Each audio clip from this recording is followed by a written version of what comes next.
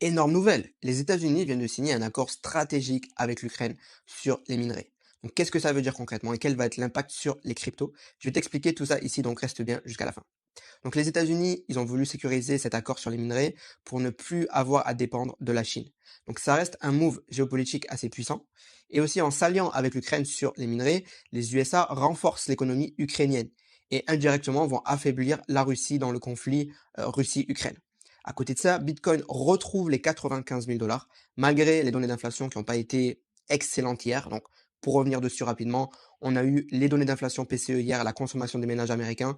En glissement annuel, l'inflation est sortie 0,1% au-dessus des attentes, donc c'est pas bon. Mais en glissement mensuel, elle est sortie à 0,1% en dessous des attentes. Donc c'est pour ça que c'est vraiment pas dégueulasse et il y avait vraiment pas de quoi s'inquiéter.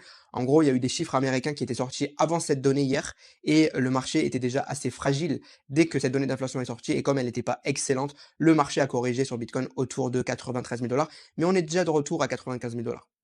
Donc on se fait vraiment tirer par le haut en ce moment pour la résistance sur Bitcoin à 95 500 dollars. Et au bout d'un moment, je pense vraiment que cette consolidation va finir par casser et fort.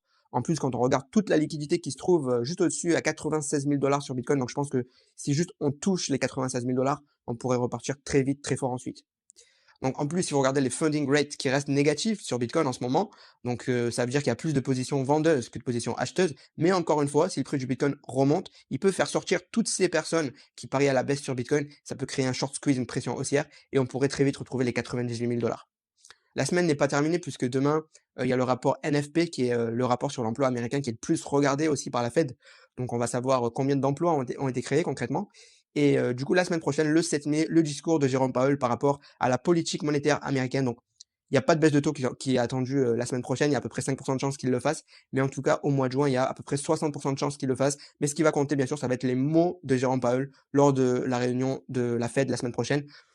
Donc, je te recommande de rester branché par rapport à tout ça. Et la meilleure chose que tu puisses faire, c'est de rejoindre mon canal Telegram 100% gratuit où je te parle des informations économiques chaque jour en temps réel.